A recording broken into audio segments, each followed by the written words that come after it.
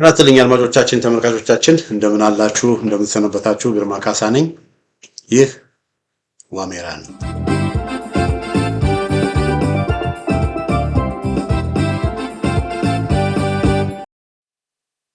በዛሬው የዋሜራ መራገብራችን የሸዋ ፋኖችን ወቅታዊ ቁመና እንገመግማለን አንዳንድ በዛ ዙሪያ አንዳንድ መረጃዎችን ሰጣችኋለሁኝ በሸዋ ጉዳይ ያው ወደፊት ምን መሄድ የሸዋ ጉዳይ ወደፊት መሄድ በተለይ አንድነታቸውን በተመለከተ ወደፊት መሄድ ብዙ አልቻለም እና በሸዋ ጉዳይ ወደፊት መሄድ አልቻለው አፋብን በሚል ርዕስም በአፋብን አካባቢ ያሉ በተለይ የሸዋን ፋኖችን አስመልክቶ ያሉ አንዳንድ ክፍተቶችና አንዳንድ ድክመቶችንም ለማየት እንሞክራለን እና እነዚህ ነገሮች እንዴት መፈታት እንዳለባቸው ለማየት እንሞክራለን እንግዲህ በሸዋ ሁላችሁም እንደምታውቁት ሁለት የፋኖ አደረጃጀቶች ነው ያሉት አንደኛው በሻለቃ መከታው ማሞ የሚመራው የሸዋ ጠቅላይ ግዛት እዝ ነው በፊት አፋህድ የነበረው ሁለተኛው ደግሞ በኢንጂነር ደሳለኝ ሲያስብ ሸዋ የሚመራው የአማራ ፋኖ አሳምነው እዝ ነው እና እነዚህ ሁለት ፋኖዎች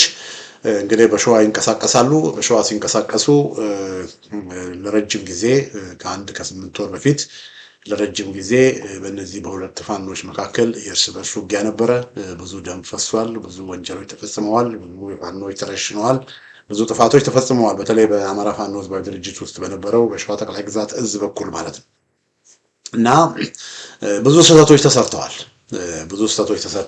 ከ10 ምናምን ጊዜ በላይ እርስ በርስ ተዋግተዋል እነዚህ ሁለቱ አደረጃጀቶች እና እነዚህ ሁለት አደረጃጀቶች ያንን እርስ በርስ በመዋጋታቸውም በፋኖ እንቅስቃሴ ላይ በጣም አሉታዊ የሆነ ተጽዕኖ ነው ያሳደረው በርካታ ፋኖች ወንድሞቻችንን አንተኩስም ብለው ጥለው ሄዱ አሉ ብዙዎቹ እንደውም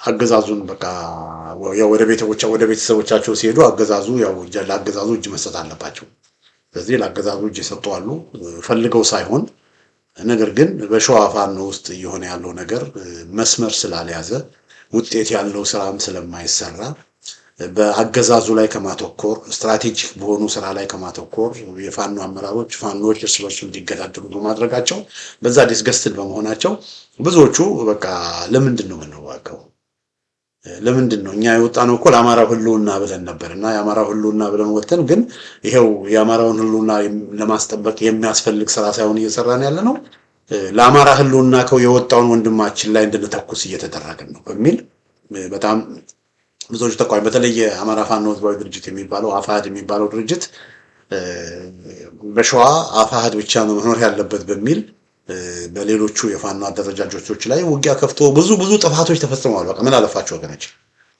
በጣም ብዙ ጥፋቶች ብዙ ስህተቶች ተሰርተዋል እና እነዚህ ሁሉ ስህተቶች በፋኖች መካከል ሲደረጉ የነበሩ እርስ በርስ ውጊያዎች ሁሉ የብዙ ሰዎችን ልብ አረደዋል አሳዝነዋል እና ትግሉንም ደግሞ ክፉያ ቆርጧል በአጭር ጊዜ ውስጥ ሊያልቅ የሚችል ጦርነት በአጭር ጊዜ ውስጥ ትልቅ ውጤት ሊያመጣ የሚችል ጦርነት እንዲራዘም ምክንያት ሆኗል እና ይሄ ነው እንግዲህ ያለው ሆኖም ግን መቼም ያለፈውን ያለፈውን እያሰቡ ማዘንና ማልቀስ አያስፈልግም ከዚህ ካለፉት ስህተቶቻቸው ተምረው በተለይ እነ መከታው ማሞ ካለፉት ስህተቶቻቸው ተምረው የአማራ ፋኖ ብሔራዊ ንቅናቄ የሚል ድርጅት ተቋቁሟል እና ይሄ ድርጅት ሲቋቋም ይሄ ድርጅት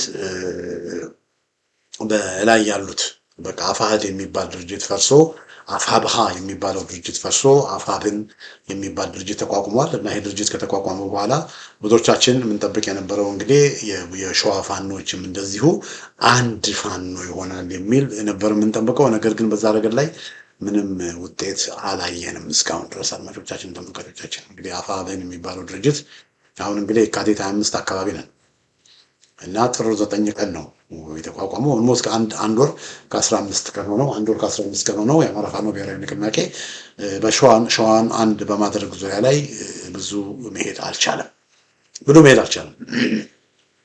እና እስቲ ወደ ዝርዝር ከመሄድ በፊት አንዳንድ ነገር ላሳያችሁ። እንግዲህ እዚህ የምታዩዋቸው እነዚህ ሁለት እንግዲህ አድማጮች የተመልካቾቼ በአድዋ በዓል ወቅት የተነሱ ቪዲዮ የወጡ ቪዲዮዎች ናቸው። ከላይ የምታዩት የአማራ በሻለቃ መከታው ማሞ የሚመራው የሸዋ ጠቅላይ ግዛት እዝ የአፋብን የሸዋ ጠቅላይ ግዛት እዝ የመሐመድ ይቅርታ የአጼ አምደ ጽዮን ኮር ፋኖች ናቸው። ይሄ ወደ ተሬ የሚባል አካባቢ አለ። አውት ወረዳ ይፋትና ጥሙጋ ወረዳ ተሬ የሚባል አካባቢ ያሉ ፋኖች ናቸው። በጣም ግዙፍ ኃይል ነው ያለው። በጣም ግዙፍ ኃይል ነው ያለው እዚህ ጋር እንደምታዩት ማለት ነው። ታች ደግሞ የምታዩት ይሄ ደግሞ በአማራ ፋኖ ብሔራዊ ንቅናቄ አሳምነው እዝ ደቡብ ቀጠና በኢንጂነር ደሳለኝ ሲያስብ ሸዋ የሚመራው የአጼ ዘርዓ ያዕቆብ ኮር ናቸው። እና አጼ ዘርዓ ያዕቆብ እና አጼ አምደ ጽዮን እንግዲህ በኢትዮጵያ ትላልቅ ነገስታት ትላልቅ ንጉሶች ከሚባሉ መካከል በዋናነት የሚጠቀሱት ናቸው። እና እነዚህ ሁለት ኮሮች በሸዋ ያሉ ኮሮች ናቸው። በሸዋ በአጠቃላይ 4 ኮር ነው ያለው። ከአራቱ ሁለቱ እነዚህ ናቸው እና በይፋትና ጥሙጋ ነው ያሉት። እና እነዚህ አድማጮቼ ተመልካቾቼ ከአንድ ዓመት ምናምን በፊት እነዚህ ሁለቱም ፋኖች ናቸው። ሁለቱም ለህዝብ ለአማራ ህልውና የወጡ ናቸው። እርስ በርስ ሲተዋኮሱና እርስ በርስ ሲገዳደሉ የነበሩ ናቸው። አሁን ግን ምንም እንኳ እነዚህ በእዝ ደረጃ በአንድ ጠቅላይ ግዛት ውስጥም እንኳ ባይሆኑ ቢያንስ ይፋትና ጥሙጋ አካባቢ የአሳምነው የአጼ ዘርዓ ያዕቆብ ኮር ወታደራዊ አዛዦችና የአጼ አምደ ጽዮን ኮር ወታደራዊ አዛዦች ከሁለቱ አደረጃጀቶች በአንድ ላይ ሆነው በጋራ ሆነው ወታደራዊ ኦፕሬሽኖችን እያደረጉ ነው። ስለዚህ የእርስ በርስ መገዳደል ምን ሆኗል ማለት ነው? ቆሟል። እና እርስ በርስ ከመገዳደልም ምንም እንኳን አንድ ኮማንድ ውስጥም ባይሆኑ ቢያንስ አትሊስት በአንድ ኮማንድ ውስጥ እስኪሆኑ ድረስ ግን እየተናበቡ ግን አድማጮቼ ተመልካቾቼ አንዳንድ ኦፕሬሽኖችን ማድረግ ጀምረዋል። ሆኖም እነዚህ ግን በአንድ ኮማንድ ግን እስካሁን አሉ እና አንድ ፋኖች በሙሉ አንድ ድርጅት ሆነዋል ነው የሚባለው።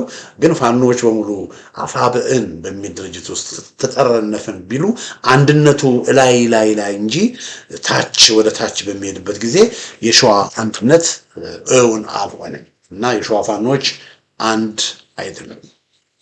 ስለዚህ ስትራቴጂክ በሆነ መንገድ በሁለቱም አደረጃጀቶች ያለውን በአንድ ላይ በማምጣት ስትራቴጂክ የሆኑ ኦፕሬሽኖችን በሸዋ ውስጥ እየተደረጉ አይደለም። ሸዋ ውስጥ አሁን እየተደረገ ያለው ጥቃት ኦፕሬሽን አድማጮቼ ተመልካቾቼ ሸዋ ውስጥ እየተደረገ ያለው ኦፕሬሽን እዚህና እዛ የደፈጣ ውጊያዎችን ከማድረግ ያለፈ ወይንም ደግሞ አገዛዙ ሲመጣ አገዛዙን ከመመከት ያለፈ ስራዎች እየተሰሩ አይደለም እና እነዚህ የወንድማማቾች በአንድ ኮማንድ ውስጥ በአንድ እዝ ውስጥ መሆን መቻል አለባቸው እና የአማራ ፋኖ ብሔራዊ ንቅናቄ ፖሊት ቢሮ በሉታ ሰብሳቢዎች ያንን ማድረግ አልቻሉም። ስለዚህ በሸዋ ጉዳይ ላይ የአማራ ፋኖ ብሔራዊ ንቅናቄ ምን ሆኗል ማለት ነው? ፌል አድርጓል። አንድ ወር ተኩል ቀላል አይደለም። የአማራ ፋኖ ብሔራዊ ንቅናቄ ተቀዳሚ ሰብሳቢ ነው የአንዱ አደረጃጀት መሪ መከታው ማሞ።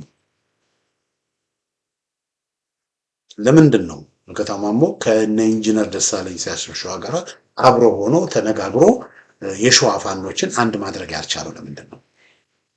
መከታው ማሞ በዚህ መጠየቅ አለበት። መከታው ማሞን ደግሞ ተቀዳሚ አመራር አድርጎ ያስቀመጠው የአማራ ፋኖ ብሔራዊ ንቅናቄ በዚህ መጠየቅ አለበት። ከተመሰረተ አሁን ነው የተመሰረቱት ምናምን ብሎ ነገር የለም። ኃላፊነት ቦታ ላይ ከተቀመጡ እነዚህ ሰዎች ኃላፊነት ቦታ ላይ ካሉ ኃላፊነት የተሰጣችሁን ስራ እየሰራችሁ ነው ወይ ተብሎ ሊጠየቁ ይገባል፣ መጠየቅም አለባቸው። እና አሁንም እኔ እያደረኩ ያለሁት ይሄን ነው የተባለው። ስለዚህ የአማራ ፋኖች ምንድነው የሸዋ ፋኖች አሁንም በተደጋጋሚ እንደምለው ብዙ ስህተቶች ተሰርተዋል፣ ብዙ ጥፋቶች ጠፍተዋል። ሆኖም ግን በይቅርታ መንፈስ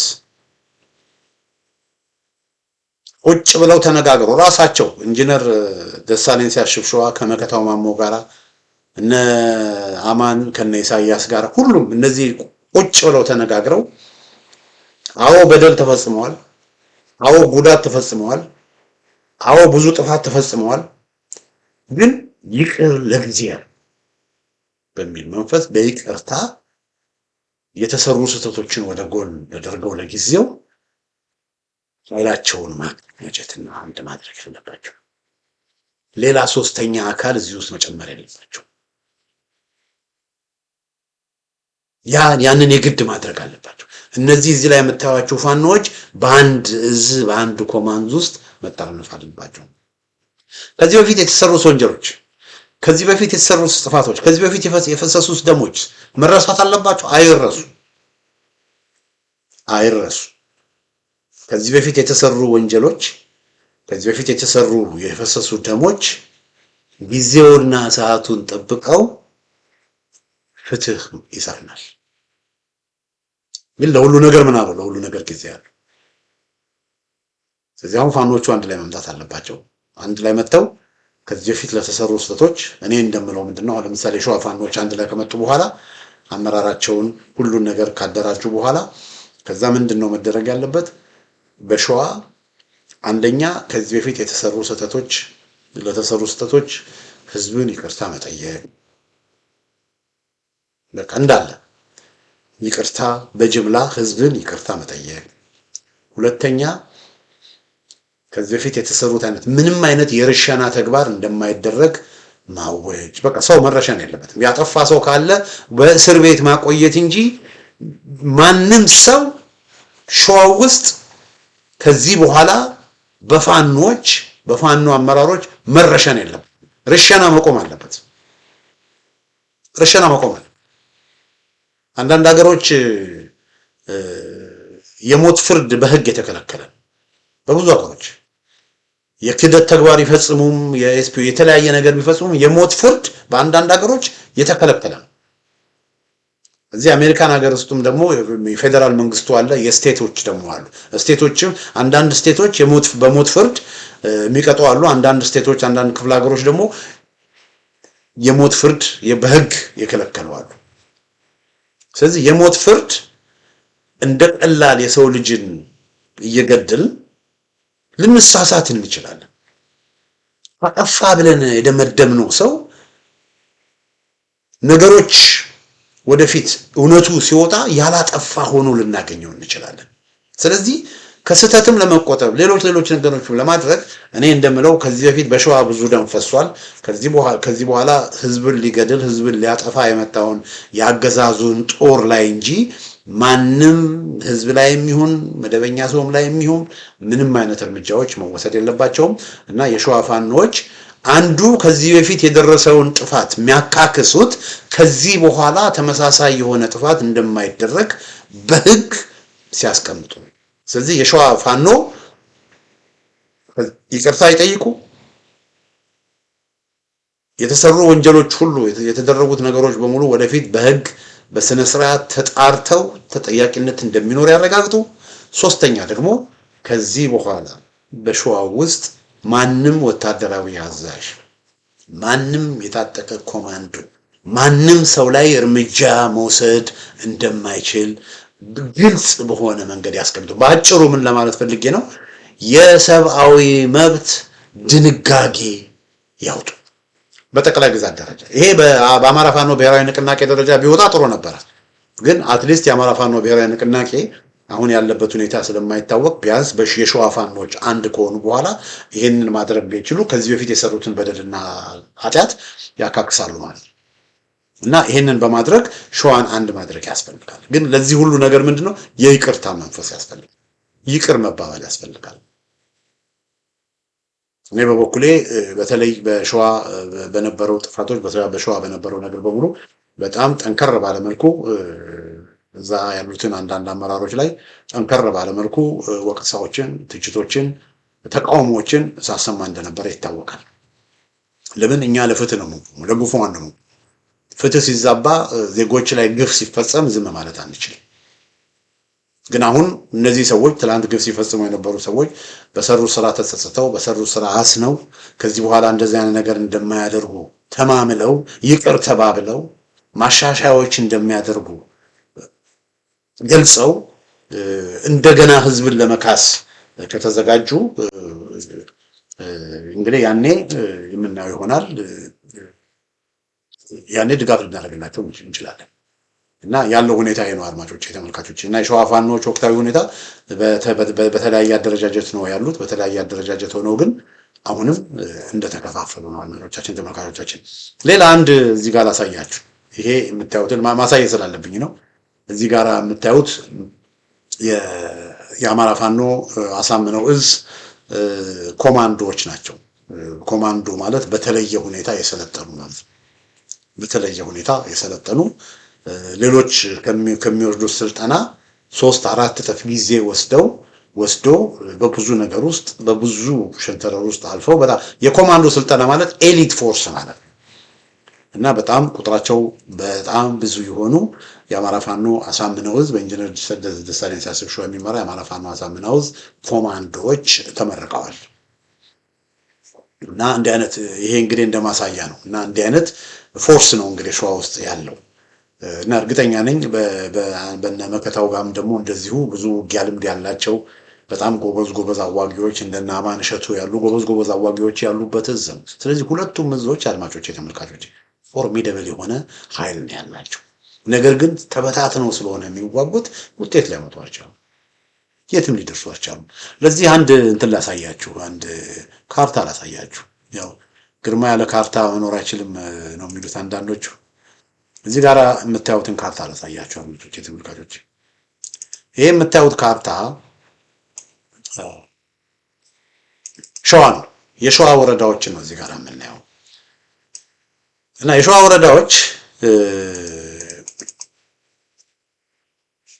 ልብ በሉልኝ፣ እዚህ ጋር በጣም ልብ በሉልኝ። ላይ ወደ ላይ ስትመጡ ደቡብ ወሎ አለ። ይሄ ቀይ ያለበት ቦታ አይደለ? እሱ ጋራ ደቡብ ወሎ ነው እንግዲህ እሱ። ከዛ ስትወርዱ ከደቡብ ወሎ በምትወርዱበት ጊዜ እቺ በሰማያዊ ያከበብኳት አለች አይደለ? በሰማያዊ ያከበብኳት ከለላ ይባላል፣ ደገር ይባላል። አሁን ከደገር ወደታች ወረዱ። ከደገር ወደታች ስትወርዱ የደራ ወረዳ አለ። የደራ ወረዳ ዋና ከተማ ጉንዶ መስቀል ነው። በደራ ወረዳ የአሳምነው እዝ ፋኖች ይንቀሳቀሳሉ። ግን ወረዳውን ሙሉ ለሙሉ ነፃ አላወጡ። ጉንዶ መስቀል ከተማ የወረዳው ዋና ከተማ በማን ስር ነው ያለችው? የወረዳው ዋና ከተማ በአገዛዙ ስር ነው ያለችው። እንግዲህ ተመልከቱ፣ ጉንዶ መስቀል ከዋና አስፋልት መንገድ ምን ያህል እንደራቀች ተመልከቱ። ግን በጉንዶ መስቀል ማን ነው ያለው? በጉንዶ መስቀል አገዛዙ ነው ያለው። ከዛ ወደ ምስራቅ ስትመጡ የሚዳ ወራሞ ወረዳ አለ። በሚዳ ወረዳ ወራሞ በብዛት የሚንቀሳቀሱት የነበሩት የሸዋ ጠቅላይ ግዛት እዝ የአፄ ዳዊት ክፍለ ጦር ናቸው እና እዛ ጋር ሬማ፣ ሚዳ እንደገና መራኛ የሚባሉ ከተሞች አሉ እና ሚዳ መራኛ፣ በተለይ መራኛ ከተማ ነው የወረዳው ዋና ከተማ። መራኛ ከተማ ብቻ ሳይሆን ከመራኛ ከተማ በተጨማሪ ሚዳ ከተማ፣ ሬማ ከተማ በማን ስር ነው ያለው? በአገዛዙ ስር ነው ያለው እና በሚዳ ወራሞ ወረዳ ከከለላ ወደታች ከጃማ ወደታች ወረዳ ባሉ ቦታዎች አድማጮቼ ተመልካቾቼ የሸዋ ፋኖች የሚቆጣጠሩት ሜጀር ከተማ የለም። የሚቆጣጠሩት ሜጀር ከተማ የለም። አገዛዙ ነው ሁሉንም የሚቆጣጠረው። እንግዲህ ከነዚህ ከደራና ከሚዳ ወራሞ ወረዳ የሸዋ ወረዳ ወደ ላይ ስንሄድ የደገር ከተማ፣ የሰካላ፣ ጃማ የሚባሉ ቦታዎች፣ ጎንጅ የሚባሉ ቦታዎች የአማራ ፋኖ አሳምነው እዝ ነው የተቆጣጠራቸው። አማራ ፋኖ አሳምነው እዝ ወሎ ውስጥ በጣም ብዙ ከተሞችን ተቆጣጥሯል። እንደውም አሁን መረጃዎች የሚጠቁሙኝ ወግዲ ከተማ ሁሉ የአማራ ፋኖ አሳምነው እዝ ገብቶ ኦፕሬሽኖችን አድርጓል እና እንደውም በቅርብ ወግዲ ከተማን ራሱ የአማራ ፋኖ አሳምነው እዝ ገቢ ያደርጋል ተብሎ ነው የሚጠበቀው። እና በርካታ ከተሞችን ወሎ ስንገባ በርካታ ከተሞችን የአማራ ፋኖ አሳምነው እዝ ነው የተቆጣጠረው። ሸዋ ስንመጣ ግን የሸዋ ወረዳዎችን ማን ነው የተቆጣጠረው? አገዛዙ ነው የተቆጣጠረው። እንግዲህ ጉኖ መስቀል ወረዳ ነገርኳችሁ፣ ሚዳ ወራሞ ወረዳ ነገርኳችሁ። ከዛ እንውረድ መራቤቴ ወረዳ አለ። መራቤቴ ወረዳ ዋና ከተማው አለም ከተማ ነው። በመራቤቴ ወረዳም የአማራ ፋኖ አሳምነው እዝ ፋኖች ይንቀሳቀሳሉ። ግን ዋና ከተማዋን አለም ከተማን ማን ነው የተቆጣጠረው? አገዛዙ ነው የተቆጣጠረው። ከዛ ወደ ታች ስትወርዱ እንሳሮ ወረዳ አለ። የእንሳሮ ወረዳ ዋና ከተማ ለሚ ነው። ለሚን ማን ነው የተቆጣጠረው? አገዛዙ ነው። ስለዚህ እነዚህ አራት ወረዳዎች በፊት የመራቤቴ አውራጃ ተብለው የሚጠሩ አውራዳዎች ናቸው እና የመራቤቴ አውራጃ ዋና ዋና ከተሞች የወረዳ ዋና ዋና ከተሞችን አገዛዙ እንደ ልብ እዚህ ጋር ፏ ብሎ እየተንቀሳቀሰ ያለበት ሁኔታ ነው ያለው። ከዛ ወደ ምስራቅ እንምጣ።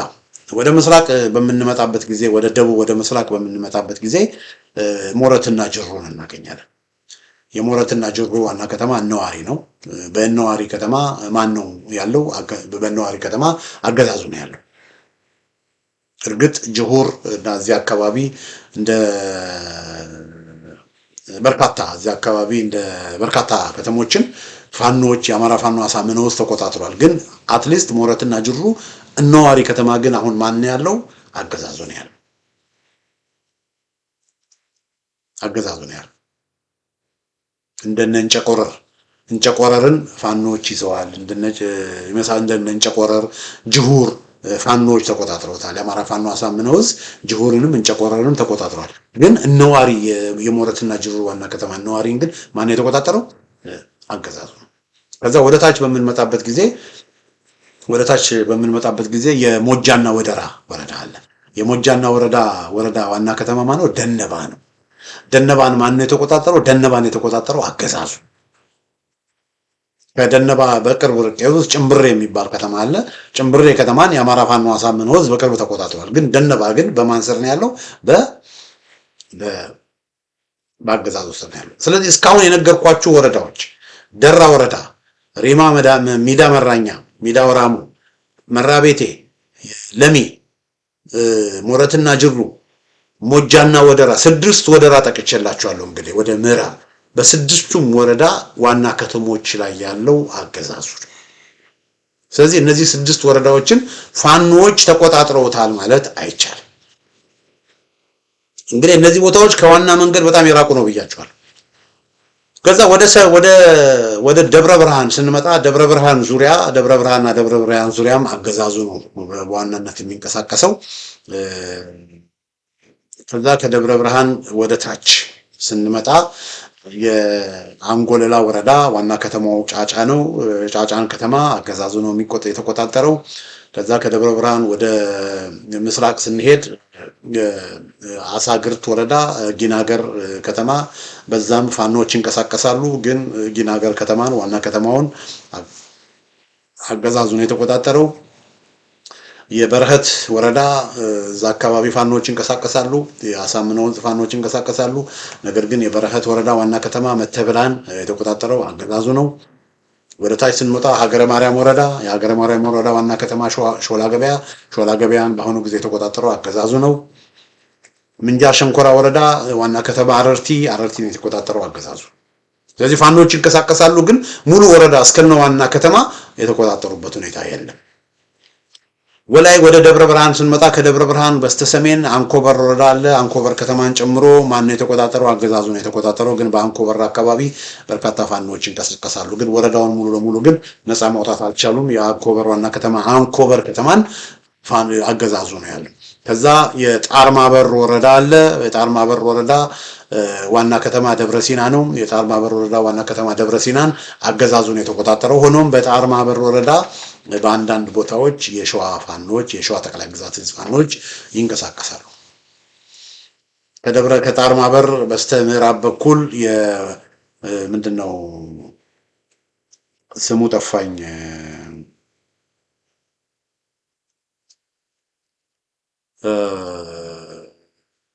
ይቅርታ በጣም ተሳስቻለሁ። ደነባ የሲያድብርና ዋዩ ወረዳ ነው ደነባ። እና ሞረትና ጅሩ ደግሞ አለ። ይሄ ሰላ ድንጋይ ሞጃና ወደራ ይባላል። ሰላ ድንጋይ ያለበት ወረዳ ሞጃና ወደራ ይባላል። ያው ስማቸው ትንሽ ያምታታል። እነ ነዋሪ እነ ጭሁር እና እንጨቆረር ያሉበት ሞረትና ጅሩ ነው። እና ደነባ ምናምን እንደ ደነባ ጭምብር ያሉበት ደግሞ ሲያድብርና ዋዩ ነው። ሰላ ድንጋይ ዋና ከተማው ሰላ ድንጋይ ያለበት ቦታ ወረዳ ደግሞ ሞጃና ወደራ ይባላል። እና እዛ ሰላ ድንጋይ ውስጥ ሳሲት የምትባል ከተማ አለች። እና ሰላ ድንጋይ ከተማ በፋኖ ስር ነበረ። ነገር ግን አገዛዙ ሰላ ድንጋይ ከተማን ተቆጣጥሯል። ከሰላ ድንጋይ ቀጥሎ ያለችው ሌላ ትልቋ ከተማ ሳሲት ትባላለች። በሳሲት ከተማም ፋኖች ነበሩ። መልሶ አገዛዙ ይዞት ነበረ። አሁን ምን ደረጃ ላይ እንዳለ አላውቅም። አንዳንድ ሰዎች ሳሲት ላይ አሁንም አገዛዙ አለ ይላሉ። አንዳንድ ሰዎች ደግሞ ሳሲት ላይ ፋኖ ሳሲትን አስለቅቋል ይላሉ። ግን በሳሲት ከፍተኛ እልቂት ተፈጽሞ ከፍተኛ ጉዳት ተፈጽሞ በሳሲት ከፍተኛ የሸዋ ጠቅላይ ግዛት እዝ አመራሮች ሁሉ የሞቱበት አገዛዙ በጣም ብዙ ክስረት ያደረሰበት ውጊያ ተደርጎ ነበር እና ከሞላ ጎደል ግን ምንድነው ሰላ ድንጋይ ከተማ በአገዛዙ ስር ነው ያለው። ስለዚህ ሞጃና ወደራ ወረዳን ፋኖች ተቆጣጠሩት ማለት አይቻልም። በደብረ ሲና በጣርማበር ወረዳ መዘዞ ከተማን ፋኖች ለረጅም ጊዜ ሲቆጣጠሩት ነበር። እንደመከታው የሸዋ ጠቅላይ ግዛት እዝ ፋኖች ለረጅም ጊዜ ሲቆጣጠሩት ነበር። ነገር ግን የመዘዞ ከተማ ለረጅም ጊዜ በቃ አይነኬ አይቀመሴ አይደረሴ ከተማ ነበሩ ለአገዛዙ። ሆኖም አገዛዙ መዘዞን ከተማ ተቆጣጥሮ እዛ አካባቢ የፈለገውን ኦፕሬሽን አድርጎ ከተማዋን ከተማዋ የነበረውን ራሽን የሸዋ ጠቅላይ ግዛት ራሽን ሁሉ ወስዶ ብዙ ጉዳት እንዳደረሰ መረጃዎች ወጥተዋል። ሆኖም አሁን መዘዞ ያለበትን ሁኔታ አላውቅም። አገዛዙ መዘዞ ውስጥ ነው ያለው ወይስ አገዛዙ ለሌላ ሚሽን መዘዞን ለቆ ሄዶ እንደገና መልሶ የሸዋ ጠቅላይ ግዛት ተቆጣጥሮታል? መረጃው የለኝም። ግን እስከ ቅርብ ጊዜ ድረስ ግን አገዛዙ የመዘዞ የሸዋ ጠቅላይ ግዛት እዝ አይነኬ አይደረሴ ከነበሩ ነፃ ቀጠናዎች መካከል እዛ ድረስ ገብቶ እነዛን ቦታዎች እንደተቆጣጠረ መረጃዎች ወጥተው ነበረ። ከዛ ሌላው የይፋት የቀውት ወረዳ ነው። የቀውት ወረዳ ዋና ከተማ ሸዋሮቢት ነው። ሸዋሮቢት በአገዛዙ ስር ነው። አንዳንድ የውሸት ወሬዎች ሲያሶሩ ነበረ። የሸዋ ጠቅላይ ግዛት እዝ ሸዋሮቢትን ተቆጣጠረ የሚል የውሸት ወሬዎች ሲነግሩ ነበረ። ነገር ግን ውሸት ነው። ሸዋሮቢት በአስተማማኝ ሁኔታ በአገዛዙ ስር ነው። ነገር ግን ሸዋሮቢት ዙሪያ በርካታ ውጊያዎች ተደርገዋል። በነ ምንድነው ራሳ ባሉ አካባቢዎች ሸዋሮቢት ዙሪያ ባሉ አካባቢዎች በነ ማፉት በነ አርማንያ ምናምን ብዙ ቦታዎች ብዙ ጊዜ ውጊያዎች ተደርገዋል። ግን አሁንም በሸዋሮቢት ይሄ ቀውት ወረዳ ቤዚክሊ የነ መከታው ማሞ የሸዋ ጠቅላይ ግዛት እዝ ሀብ ማለት ነው ዋና ቦታቸው እና በዚህ ቦታ አገዛዙ ከፍተኛ ኃይል ልኮ ሁሉ ብዙ ውጊያዎች ተደርገዋል። ግን ወረዳውን ሙሉ ለሙሉ መከታው ማሞ አላስለቀቀውም። ስለዚህ የቀውት ወረዳ በማን ስር ነው ያለው?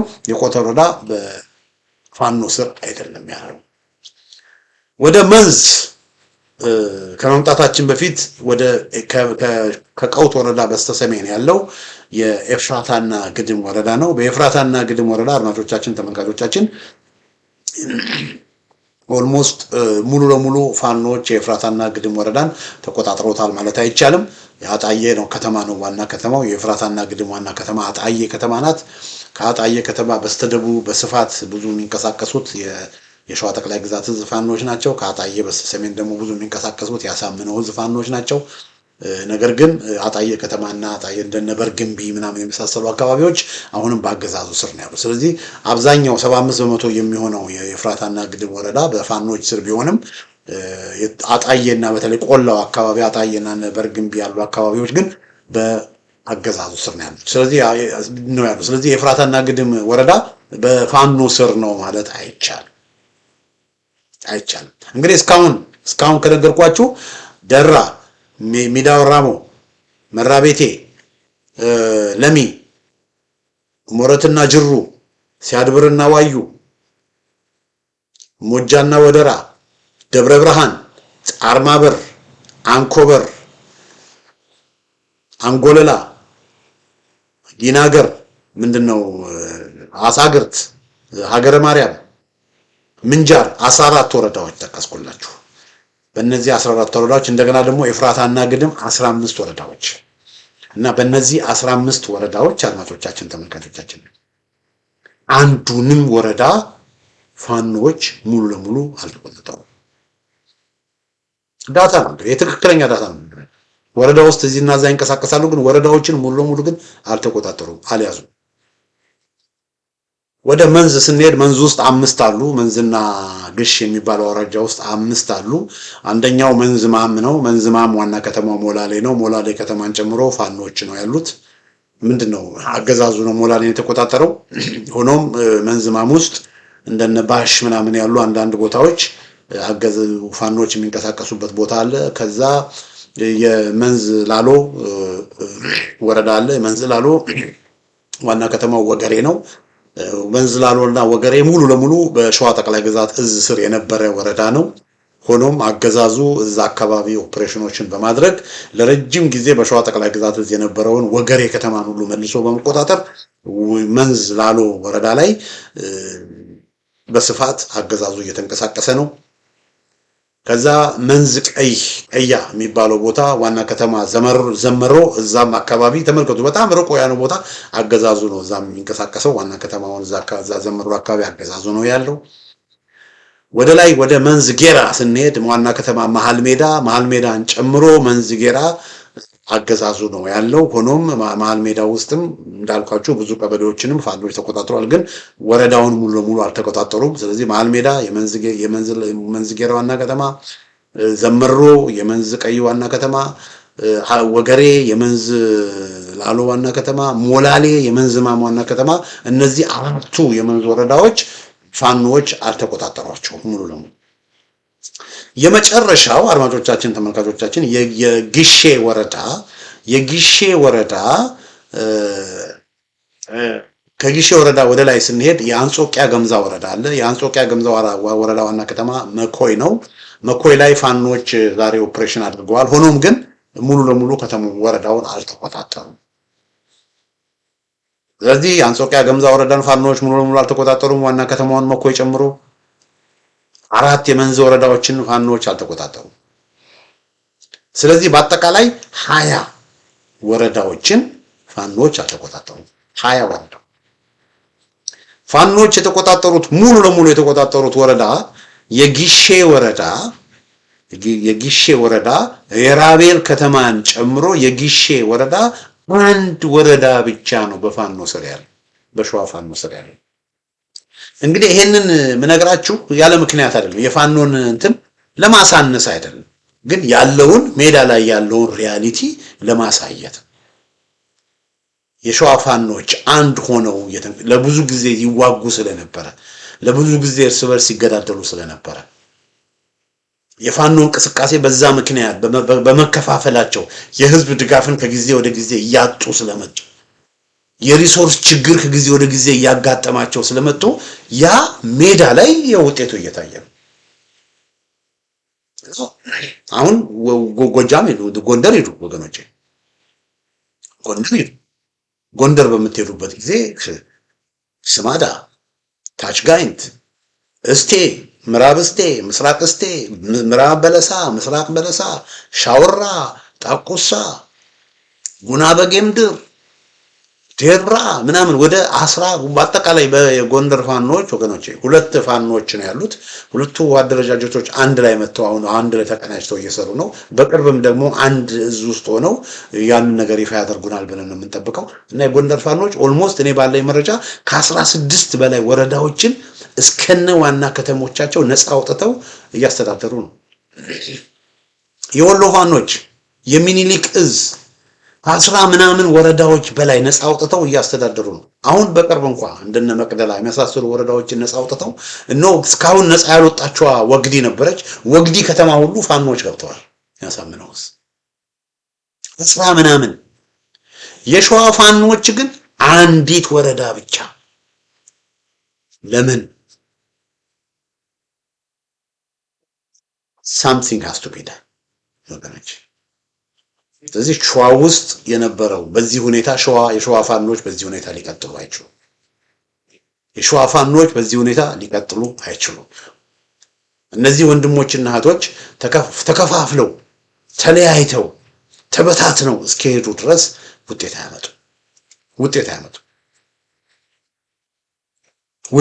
አያመጡም። ስለዚህ ውጤት ያለው ነገር እንዲመጣ ከተፈለገ የሸዋ ፋኖች አንድ መሆን አለባቸው። የሸዋ ፋኖች አንድ ከሆኑ ወገኖች፣ እኔ አንድ እዛ አካባቢ ቅርበት ላለው ሰው ከፋኖች ጋር ቅርበት ያለው ሰው አነጋገርኩኝ። እንበል እስቲ የሸዋ ፋኖች አንድ ቢሆኑ ምንድነው የሚፈጠረው አልኩት። ምን የሚሆን ይመስልሃል አልኩት። የሸዋ ፋኖች አንድ ከሆኑ አለች አንድ የሚያመጣው ነገር ምንድነው አለ በሸዋ ከዚህ በፊት በነበሩ ስህተቶች ተስፋ የቆርጦ ቤቱ የሄደውን በሙሉ እንደገና መሰብሰብ ይቻላል። ሁለት በሸዋ አገዛዙ ያደራጃቸው ሚሊሻዎችና አድማ በታኞችን እንደገና ወደ ፋኖ እንዲመጡ ክደው ወደ ፋኖ እንዲመጡ ማድረግ ይቻላል። ሶስት ከዋና ከተማ ከአስፋልት ከተማ ውጪ ያሉ ወረዳዎችን ሙሉ ለሙሉ በአጭር ጊዜ ውስጥ ነፃ ማውጣት ይቻላል። አስፋልት ውጪ እንግዲህ የምላችሁ ምንድነው ከነጫጫ ከነደብረ ብርሃን ከነሸዋሮቢት ከነአጣዬ ውጪ ማለት ነው። ለምን ሸዋሮቢት ይሄ ዋናው መንገድ ነው። በቃ ከአዲስ አበባ ወደ ከሚሴ የሚወስደው መንገድ አለ። በዛ መንገድ ጫጫ፣ ደብረ ብርሃን፣ ደብረ ሲና፣ ሸዋሮቢት፣ አጣዬ የመሳሰሉትን አስቸጋሪ ሊሆኑ ይችላሉ። ለምን አገዛዙ በከሚሴ በኩል ሰራዊት ይልካል ቆላ ስለሆነ በከሚሴ በኩል በሚሌ አድርጎ በአፋር መንገድ በሚሌ አድርጎ በአዋሽ አድርጎ ከሚሌ ወደ ኮምቦልቻ መጥቶ ከኮምቦልቻ በከሚሴ አድርጎ ተጨማሪ ኃይል መላክ ይችላል። እንደገና ቆላማ ስለሆነ ደግሞ ለድሮንም ለተለያየም ነገርም በደንብ ተጋላጭ። ስለዚህ አጣዬን፣ ሸዋሮቢትን፣ ደብረ ሲናን፣ ደብረ ብርሃንን፣ ጫጫን ሙሉ ለሙሉ ቶሎ መቆጣጠር ሊያስቸግር ይችላል። እንደገና ደግሞ እዚህ ለአዲስ አበባ ቅርበት ያላቸውን እንደ አለርቲ፣ ሾላ ገበያ ምናምን እንደ ጊና ሀገር ያሉትንም አካባቢዎች ከአዲስ አበባ ተጨማሪ ኃይል ቶሎ ማስገባት ስለሚችል እዛ አካባቢ ሪኢንፎርስመንት ስለሚያገኝ እነዚህን አካባቢዎች ምናልባት ፋኖች መቆጣጠር ቢችሉም ለመቆየት ፍላጎት ላይኖራቸው ይችላል። ለምን ያንን ቦታ ተቆጣጥረው እንደገና አገዛዙ ተጨማሪ ኃይል ስለሚልክ በመሃል አገዛዙን በደፈጣና በሽምቅ ውጊያ ወደ እነዚህ ከተሞች እንዳይመጣ ማገድ አስቸጋሪ ሊሆን ይችላል። ስለዚህ አገዛዙ ተጨማሪ ኃይል ልኮ ውጊያ የሚያደርግባቸው አካባቢዎች ከሆኑ ለጊዜው ወደ ኋላ ማለት ስለሚያስፈልግ እነዚህን አካባቢዎች ፋኖች እንዳልኳችሁ ነው አጣዬ፣ ሸዋሮቢት፣ ደብረ ሲና፣ ደብረ ብርሃን፣ ጫጫ፣ አረርቲና ሾላ ገበያን በተቻለ መጠን ቶሎ ነፃ ላያወጣቸው ይችላል።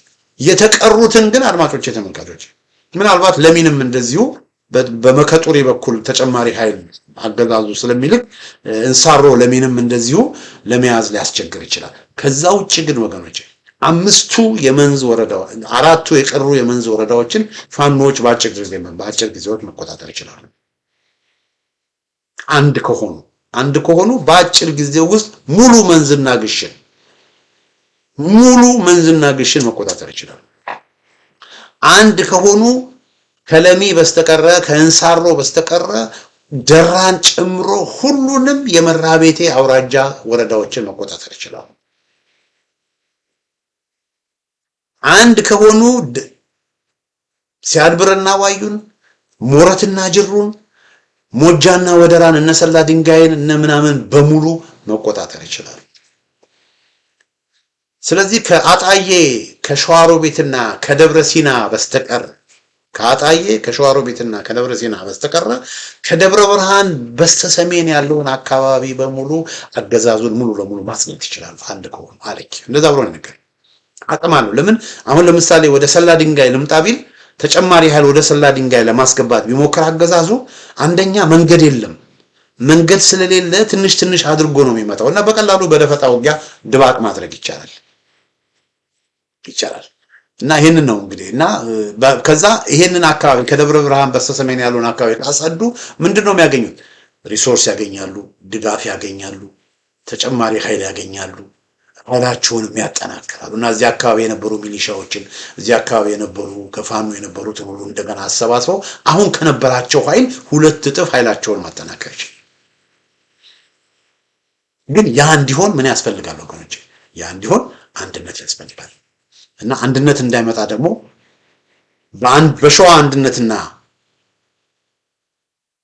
በሸዋ አንድነትና በአንድ አለመሆን መካከል ያለው ማን ነው?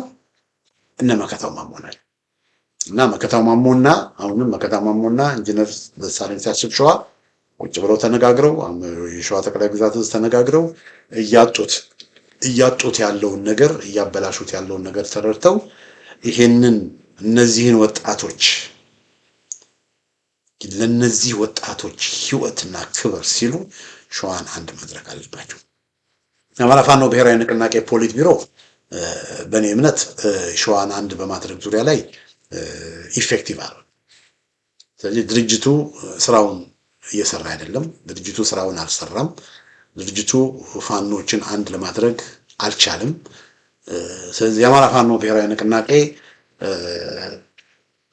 ብዙ ወደፊት እሱን ድርጅት የምንጠይቅበት ጥያቄዎች ብዙ ይኖሩናል።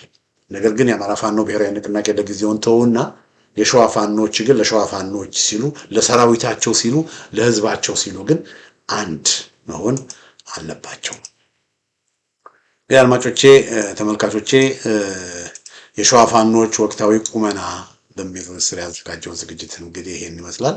በሌላ ጊዜ በተመሳሳይ ፕሮግራም እስከምንገናኝ ደህና ሁኑ።